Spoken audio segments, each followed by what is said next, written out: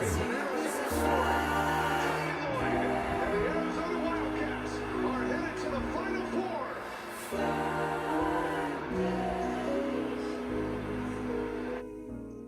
The Final Four is set, and we do not have the Duke Blue Devils in. As UConn, many of you know, last night, the shot heard around the world. Braylon Mullins was able to get a massive steal for the Huskies, and Alex Caravan had the awareness to not just chuck up a shot off first instinct and pass the ball to the freshman of the year in Stores, Connecticut. I mean, this freshman was able to knock it down after, not really having a great shooting night and was able to lead the Huskies to their third Final Four in the last 4 seasons. The table is set. We have a Michigan Arizona matchup along with Illinois and UConn. Who would have guessed it? I'm sure not a lot of fans had this Final Four in all of their brackets. I'm sure all the brackets are well beyond busted at this point. I'm joined again by my dad. Let's talk about it. What did you see this past weekend of college basketball? Oh, it was some of the most exciting basketball games there, Justin, and that. Of course, for Purdue, our game with Purdue, and that they got off to a lead 38-31. It looks like they were rolling, but again, Arizona made the adjustments and clamped down on defense and one going away, outscoring like 48-26 to electrify the crowd there in San Jose. So it was really exciting. Again, we were really concerned about it, but they just get to halftime, they just bear down and they just got to get it done. And the guys knew what they needed to do, made the adjustments. As far as Michigan beating Tennessee was early, like tied 14-14. But Michigan, what happens is they go on these runs and they're making really tough to beat. If they go on runs, we're going to be in trouble. So, but they went on a run early and just kept ahead of Tennessee the whole game and won 95-62. As far as Illinois and Iowa, it was pretty much a close game. Iowa's had pretty much the whole game in that, but then Illinois made that push at the end and won 71-59. They were just too much, had too much height. They're good on rebounds and that, and it's hard to keep up. And Illinois is just really, really good team. They're a strong 3 seed there. And then, of course, Duke and UConn was quite a game. Duke was way up 18 points or so, one of the biggest leads in that, and they just ran out of gas. And UConn really put the heat on D in that. And of course, really gunning for Cameron Boozer, the big star there. And then they won 73-72. All if that ball had been not tipped, if it had gone over to that um, Duke player, that would have been over. But they tipped it, and that tip was the tip of the year. And they got it. They made sure and went across the timeline, got the ball, and then came back. Otherwise, it could have had a backcourting call. And they threw it up, what, 35 feet or whatever, and made it. So UConn is very crafty. They're going to have to. They're going to be tough to handle. Illinois, that's going to be a good matchup in that. But we'll talk about those later. But those 4 games, Justin, were really good games. And Tennessee, I thought they'd do better, but all the others were a little closer. Yeah, we can get into it right now. UConn, what a story. Danny Hurley, everybody kind of was counting them out. I was along with that crowd. They just didn't seem like they had quite the firepower that they had in those back-to-back title winning squads, but they find a way to do it, and the culture that Danny Hurley has built. You can't really say the same for his brother, who will probably join him on his staff. He wasn't able to get much done in Tempe. We saw that many times in our matchups with the Sun Devils and Danny Hurley, or Bobby Hurley actually. But Danny Hurley, what a job by him. He's an absolute competitor to the highest nature. His fiery ability to keep his team together. When there's a 19-point lead and you're or a deficit and you're down by 19, you can easily unravel and it could have been a Duke blowout. But the fact that they were able to have that comeback, it kind of comes in waves. You gotta cut it to 10 and then you kind of cut it back from there. But the breaks that they were able to get was an all-time comeback, and it just sucks because John Shire, who's played for Duke and been on that Duke coaching staff, took over for Coach K, has built a really good foundation post Coach K, but the fact that they lost to Houston last year in the Final Four, blowing a 6 point lead in the last 40 seconds, and then this just it's a really bad taste in a lot of Duke fans' mouths. I don't think he'll get fired like Hubie Davis did at North Carolina. We saw that happen earlier this week, but um, I think that John Shire, he's just got to get over the hump because they've had the talent and they will probably have had, two number one picks in a row with Cooper Flagg and Cam Boozer, respectively. But it just is, it's a weird time in Chapel Hill or in, Durham, yeah, in Shashevskyville. Durham. Yeah, Yeah, Durham. right. Yeah, So, I yeah. mean, that's a really weird way to end the season with Duke. But looking ahead, we got Illinois and UConn is up at 5 o'clock Central Standard Time, and then Arizona and Michigan will follow right after it. So we can kind of go how it's gonna lay out Saturday night. So UConn and Illinois, some areas to watch, like you mentioned. I think Terrace Reed is gonna have a huge night for UConn. He's the big man. Number two for the Huskies. He has been absolutely dominant all tournament long. He had a 31 and 27 in their first round matchup.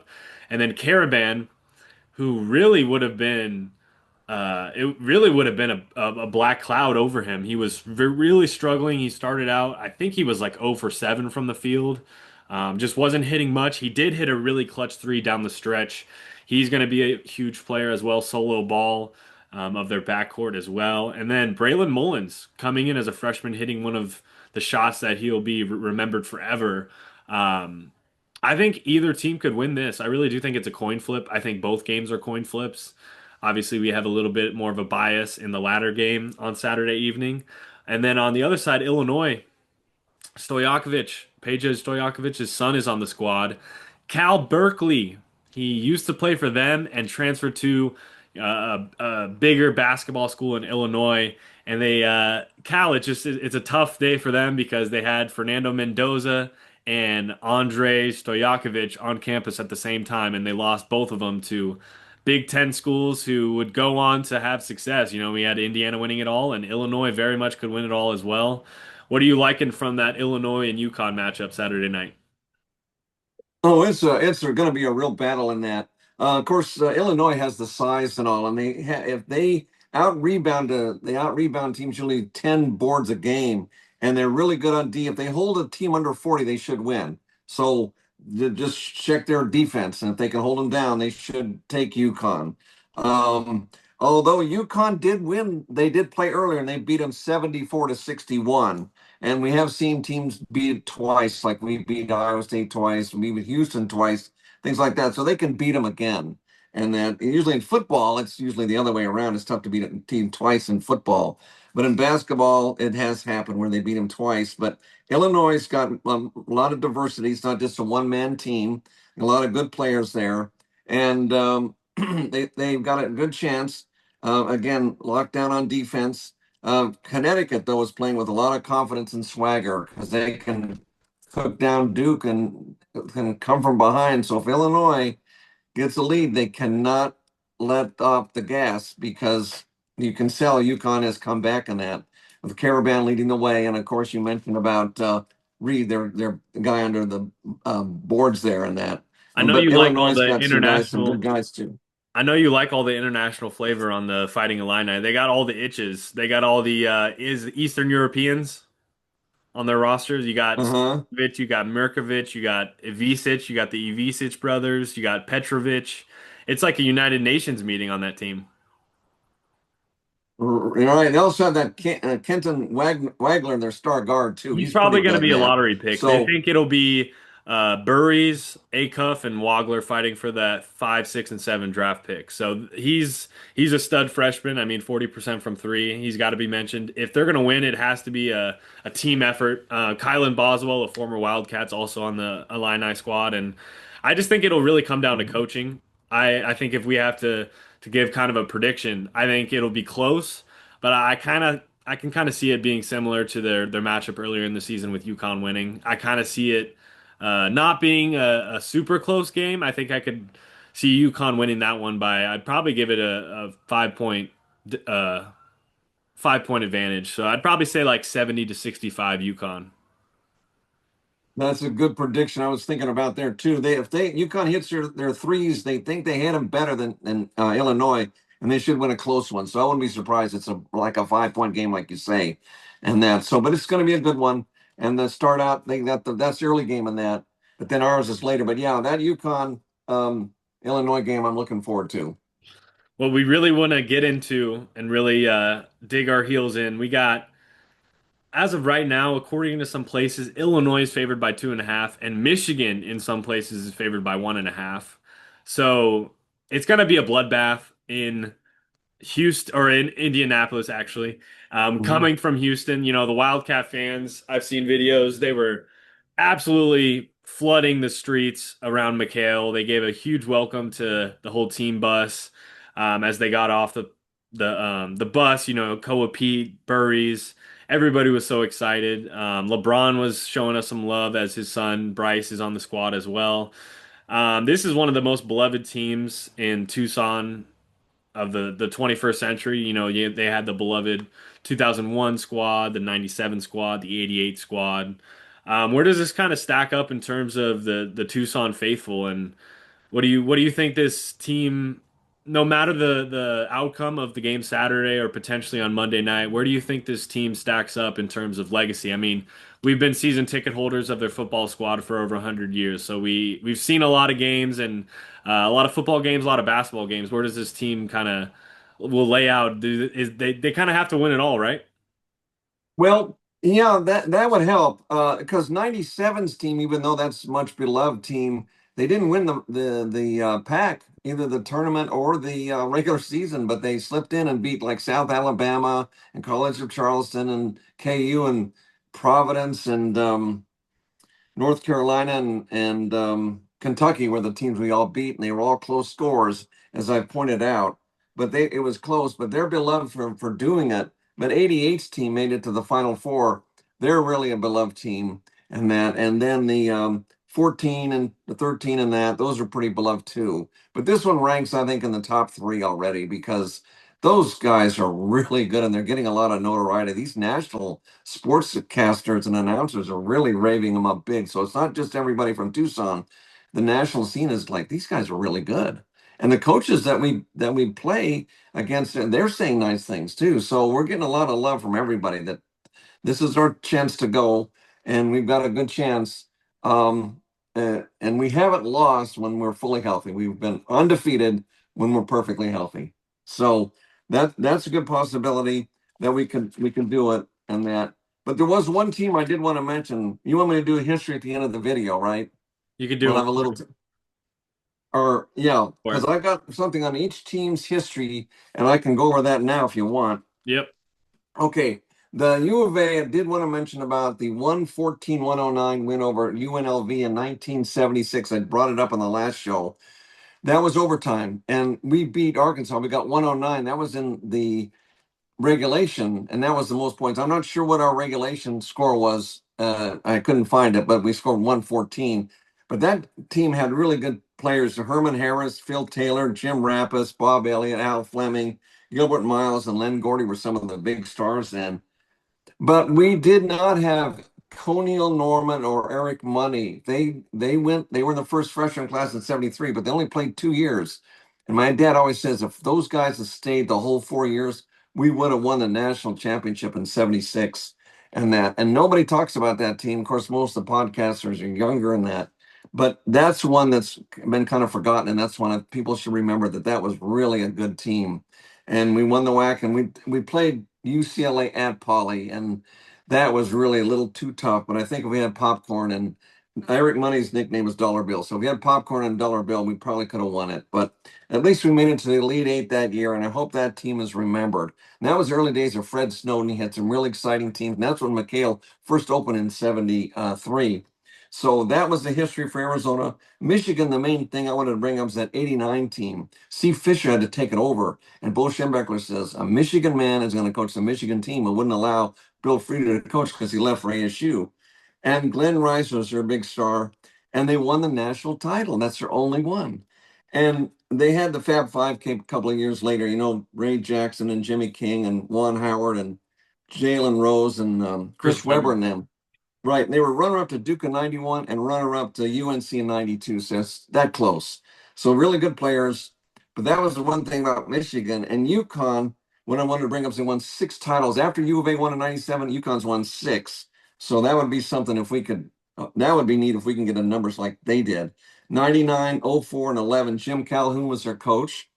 And Rip Hamilton was their star in 99. And they beat Duke in 04. And Mika Okafor was their star. And 11, Kemba Walker was their star. And Kevin Ollie was the coach. And they won it in 14. And now Dan Hurley won it in 23 and 24. So if they win, they'll be 3 out of 4. So, and their 7th one. So UConn, that's a big history. But Illinois, this is one I really had to dig up to find. They claim on the sports reporters that Illinois never won a national championship. However, there's this what's called Helms Athletic Foundation retroactive championships. And many schools count their championships that had them before 39 when they started the current format. Because like KU and Kentucky and UNC recognized their championships they won back then. And in 1915, Illinois was awarded the championship from the Hounds, and they were 16 and 0 overall, 12 and 0 in the Big Ten. And Ray Woods, Frank Benet, and Seven Dunner was their 3 stars on that team. And they won by scores like 50-9 one game. Another one was 52-6. I mean, they just wiped teams out. One of the earliest, most powerful teams, and they really should have recognized it on the sports show this Sunday that they did have that championship in 1915. I found it. So I wanted to do a little history of the teams, each of the 4 schools, and point out that and that. So as far as the Michigan game, it's going to be a dogfight, Justin. Michigan is more splashy and dynamic, and we're more methodical. Michigan goes on big runs. If we stop them from doing big runs, we'll have a chance. They're like lightning strike. We are like a steamroller. We just keep rolling along. So now Michigan actually has lost 4 games this year. They lost to Purdue in the Big Ten tournament. And so there we can check the Purdue tape. That might give us a clue. They did lose to Duke 68-63 earlier, and they lost to Wisconsin. And Wisconsin lit it up with a bunch of threes. But they did lose to Cincinnati at the beginning of the year, 100-98. That was it was an exhibition game, and that. So that really doesn't count. But they have had several close games this year, I noticed. TCU, they beat 67-63. Penn State, 74-72. Nebraska, 75-72. Iowa, 71-68. And Ohio State, 71-67. And Wisconsin, 68-65. And some of those were at home. It wasn't all road games. So they have lost some won some close games too. So we'll have to see how we can handle them, and that. So and the thing is, this Dusty May, who their coach is, he was at FIU in 23, and they beat us in December of 23. They was 96-95 in double overtime out in Vegas there. And they made it all the way to the Final Four in 23 as a 9 seed. So this Dusty May is really a good coach, and we got to watch out for that guy. So, but keep stopping Michigan from bunches is our big thing. But that Eddie Mara is the opposite of like Mo Krivas. They counterbalance each other. Very good centers, both really tall. And this Morris Johnson Jr. is like Toby Awaka. They're the enforcers, both tough as nails.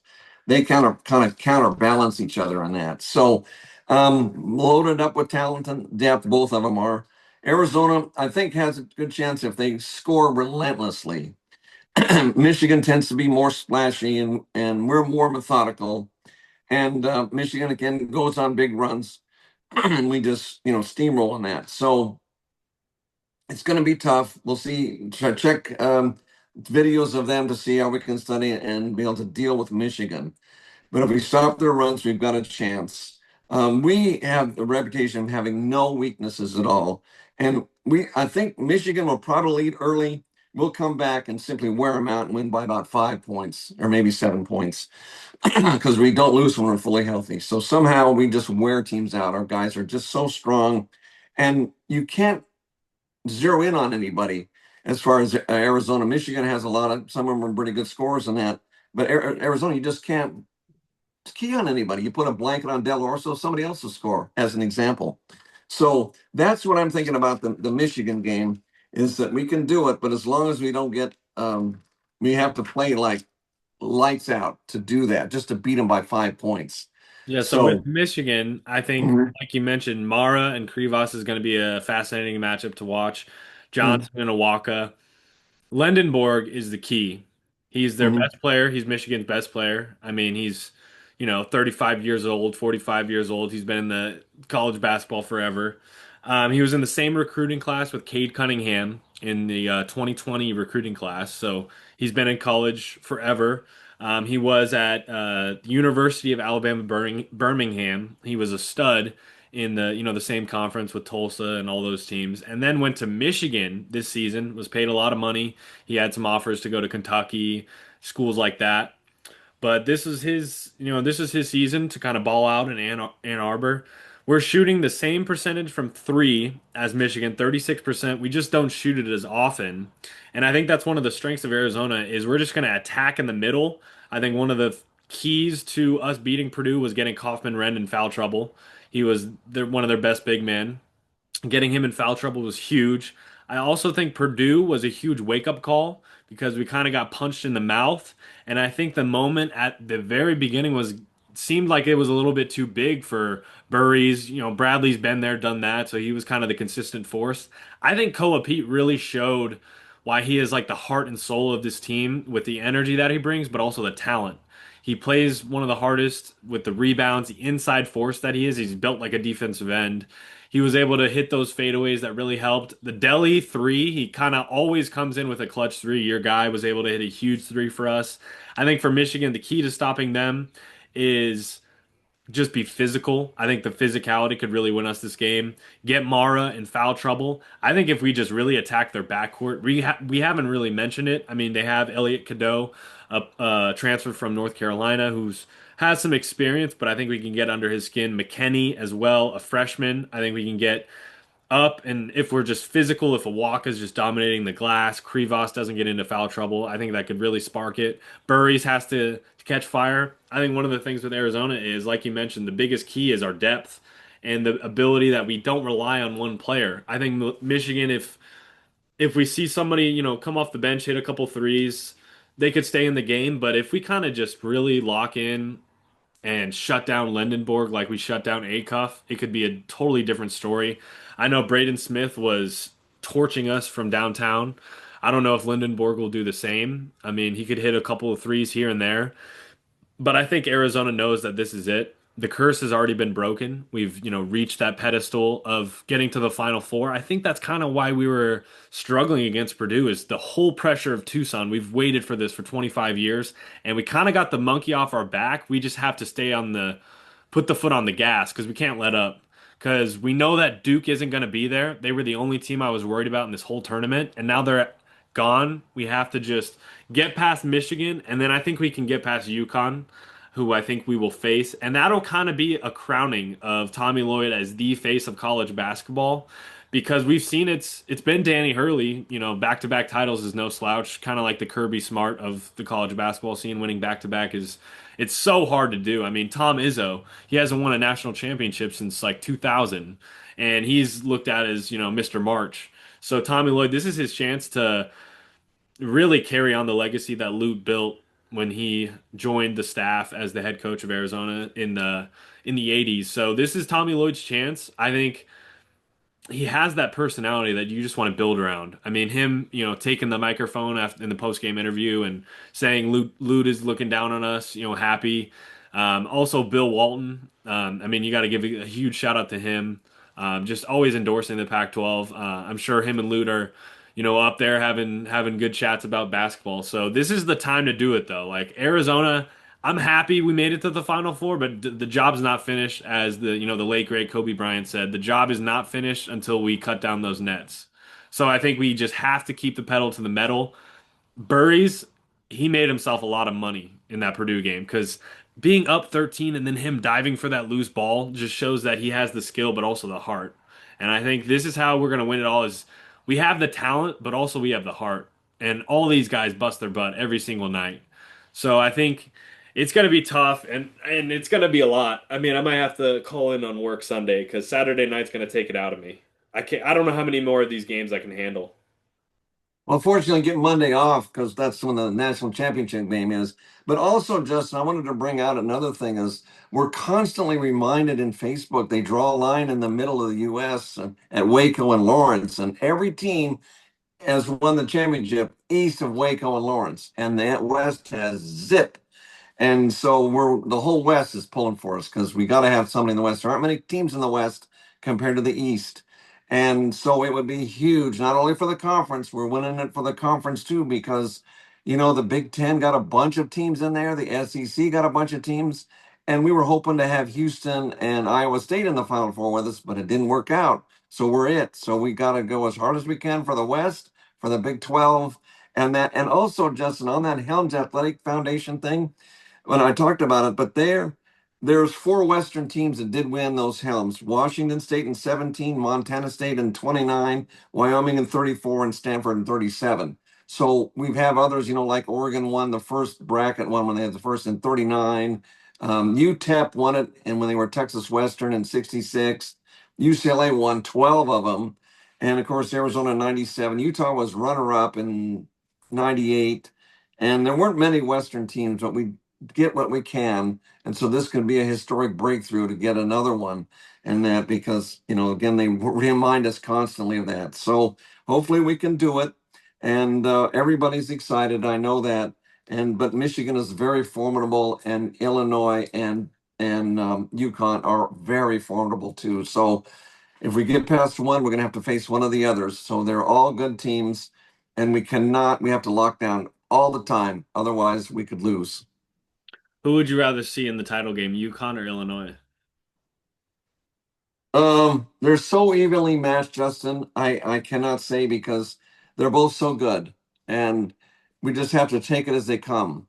And we could have a shocking upset. One could be way ahead, shock them with a three-pointer at the end, and the other team go when you think the other team's going. So you just have to take what we can get. You take what teams you have to play because we've looked at the schedule, and if High Point had beaten Arkansas, High Point we would have had to play.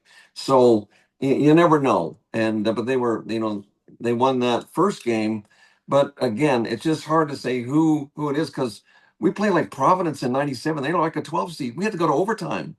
Then we played at least one seed when we were in the Final Four. So we just had to take what we got. And so I don't have a preference. I respect both of them. And I like think that Michigan, and just I yeah. think that if, I were writing the script personally, I would have Arizona winning. But if I were writing the script, I think it's just written in the stars that we did it the right way. We recruited Burries and Koa Pete, Mr. Arizona. We brought him home, brought him to, the best school in the Big 12. And I think that was good. Keeping Bradley as that consistent heart of the team. Karchenkov has been an absolute terrific glue man. I mean, we have so many glue guys. Delhi, the flamethrower off the bench. Awaka, not taking it personally that he got moved to the bench this season is unbelievable as well. And like we've talked about it with the great teams, it takes that unselfish ability. I just don't see it with the other teams. I see this team taking the SEC and getting them off the map with Arkansas, taking the Big Ten, both Purdue and then Michigan. We're going to slay both those dragons because a lot of people think the Big Ten is the best conference for basketball. I think otherwise. I think it's the Big 12. And then slaying another demon in UConn, 3 out of 4 years, Final Four appearances for Hurley. We got to slay that dragon. I mean, we slayed it many times with Bobby Hurley in Tempe, so we can do it again with him. And it's just written in the stars. That's the perfect script. We're going to be in hog heaven for until the summertime, and then the Celtics will win the championship, and we'll be even more in hog heaven. And it's just a perfect way to go into 2026. We had the wedding, we got to celebrate that, but April is going to be a different celebration, and June, I just see it in the stars. And I think if we just lock in this week, keep focused because we can't lose our focus. Like you mentioned, Michigan, anybody can go on any run, but I really do think that, like you mentioned, we had those two losses, but they were in the same week. It was, we needed that because if we were undefeated like that Kentucky team going into the Final Four, loses to Wisconsin because they never been punched in the mouth. We got punched in the mouth by Kansas, and then then we lose to Tech.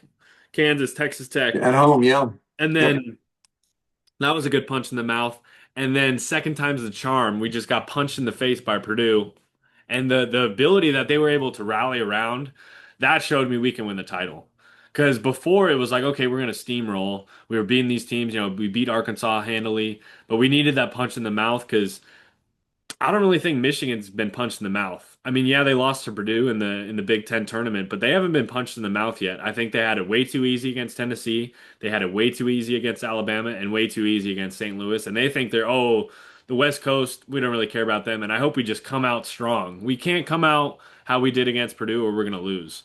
Because I don't know if we can catch magic in a bottle twice, catch lightning in a bottle twice. Because it's gonna be a tough game, but we got to come out. I hope we come out guns blazing. I hope we're up like 20-2. I hope it's that kind of start where we're just like get him out of the building, bring on UConn. I really do because we can't start out slow. Lendenborg's going to do his thing, but at the same time, I'm not I'm not really nervous. I mean, I will be probably come Saturday night, but I just feel like we have the depth. Karchenkov is insane. Awaka is just built like a defensive end. He could easily get drafted in the NFL, easily. Burries has really come along well. I've loved Koa Pete all season long. He's been probably if I had to say it, I think Koa Pete's been my favorite Arizona freshman probably since I was born. He's been my favorite. I mean Derek Williams was really really fun, in 2011, but since then Lowry Markkinen, but Pete has just been consistent. And Burries, I think the duo, they're my favorite duo, maybe in Arizona history. Just they seem really close. They, same recruiting class, and they're kind of like the Jalen Brown, Jason Tatum, where the egos are not there. Pete can take over when Burries is struggling, and Burries can absolutely take over at the end of the games. And then Bradley, we can't forget about him. He's the captain, he's the general. So I just feel like this is my favorite team in history. I mean, I wasn't alive for the '97 team, but this is it. We have to win. Yeah, they are really good, and some people are saying our guards are better than Michigan's guards, and that could be the difference. Michigan guards got good guards, but our guards are pretty good. So that's one thing. And another thing, Justin, we play the Final Four in a stadium rather than an arena, and so the background is different. And so when you shoot 3-pointers, it makes it harder. So and since we don't shoot as many And we don't threes, shoot threes, so yeah, that's an advantage, and people have pointed that out. When we play in a stadium, that could give us an advantage because you're shooting a big, huge. It's how big it is, and they got to adjust. And since we don't bomb threes very often, that gives us an advantage. So let's see if we can take advantage of that and do it. And this is our chance. We don't want to miss the chance. And we've got a good 8 man with Aristod too. A lot of people don't mention him. We talk about Awaka and Delhi, but Aristod's a good eighth man, and that. So, and of course, the 5 starters are really good. And back in '97, I think it was Jason Terry asked to be put on the bench, and I think it was what Miles Simon got in his place, or one of the two, because Bibby and Simon were guards, and Jason Terry knew that. So he asked to be demoted, and that helped us win the title. So Awaka's doing the same thing. He's really good off the bench, and sometimes that's good because look out when Awaka comes in, it's really rough for those teams because he's an enforcer. So, but Michigan has one too, as we pointed out. So I like it when a person asks to be on the bench. So I like that mentality. I have that underdog mentality. I always like to come off the bench. I never want to start. I want to be the bench guy. I like the bench guys. So that's why I like dealing them. if you had to So if we had to rank, or I guess we can just do it now. This is impromptu, but if we had to do a favorite Arizona basketball players of the 21st century, because Steve Kerr would get drafted number one, and then Sean Elliott. But since I was born, 2001, we'll go. Let's give a draft of our favorite Arizona players. And since I'm bringing it up, kind of impromptu, I'll start us out. I think if I had to go with my favorite Arizona player, um, with my number one pick, I have to take TJ McConnell. Just an absolute legend coming in from Duquesne. He was just a leader. We've seen it, he went undrafted and he's made a great career for himself in the NBA. I absolutely love TJ McConnell. So I'd have to go with him with my number one pick. Who do you have? Lauri Markkanen from Finland, he was really good. I liked him. So we didn't mention him in other words, but I remember him, and I like him. And when he was playing ball about the time you were playing in high school there, and I remember marking him because he I liked him, I think and because yeah, next that's pick, one. my next pick, I think I have to go with Gabe York, a legend on I the just thought uh, of him. Yeah. 2014-15 teams, the lights out shooter. Him and McConnell were fun backcourt. Gabe York, I was thinking the same thing. Um, there's oh gosh, I mean point guard. There's all those point guards, and I would pick the '88 teams, but you only allowed it at 2001. Um, oh, yeah, and there's so many. Sean Miller had some good players. I just can't think of them now. You surprised me Derek with doing this Williams. one. He's really good. We can Derek. just list them off. We don't have to go through a full draft, but Derek Williams, we got to bring up. I mean, DeAndre Ayton and Alonzo Trier were great players when they played. They couldn't quite get it done in, deep into March and in April, but I think given their time, Nick Johnson too, another player early on in the 2010s, an absolute legend. I would say, Tubelis and, Benedict Matherin in the 2020s really kind of built the foundation because they didn't get over the edge. Caleb Love, he's balling out for the Trailblazers on a two-way contract. I saw this meme on Twitter that he walked so this team could run. So you definitely got to give it to Caleb Love. He got a lot of hate for being a really firecracker sometimes from three, and he got us that buzzer beater against Iowa State, and that's kind of his legacy. So this team, I think, is the culmination. I mean, Pete will be remembered forever. He'll get his jersey up there in the rafters. Burries will. I think Karchenkov, if he stays, which he should, I think he'll get drafted. Krivos will get drafted. Bradley, I mean, I think Zero will be up in the rafters too, just based off the fact that he's been an absolute floor general. And Bryce James, he'll hopefully get a ring like his dad. It'll be the fifth one in the James family. Um, yeah, I mean, I absolutely love this team. Awaka coming from Tennessee, the last two seasons he's been an absolute energizer bunny, one that we really needed. Yeah, I think this could be a huge turning point for Tucson. And we already do get the recruits, but this could be where we become a national powerhouse and we don't have that curse or the monkey on our back of being, not going to the Final Four since 2001. So this could be really it. We've already gotten some great recruits next season, so this could be the one that we surge and be a national Final Four appearance pretty much every year at this point. This is it though. This could be huge for the city of Tucson. I mean, this could draw in so much money for the university and NIL the funds could be even more. I know we had the financial scandal a couple years ago where there was some misuse of the financials in the athletic department, but this is it.